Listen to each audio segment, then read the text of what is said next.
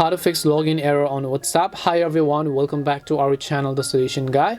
In today's video, I'll simply guide you through the steps on how you can actually fix your login error of WhatsApp, so make sure to watch the video till the end. Login error could be happening due to many reasons. The first is the account issue, the other is the application issue, the third is the credentials issue. So to get started with the account issue, sometimes WhatsApp could have limited your IP address. To change the IP address, you have to simply switch your mobile network. You can switch to cellular data if you have cellular data available, or you can simply switch to any of the other VPN applications and then help get solved your problem. Then once you've actually gone ahead and then switched to VPN, you should be able to log in. If that doesn't help, then there are a couple of things you can do with the application. The first thing you can try to do is make sure the WhatsApp app is updated to the latest version. Once you've updated the WhatsApp app, long press the WhatsApp app icon, tap the I button over here, scroll down, go to storage, click on clear cache and click on clear data.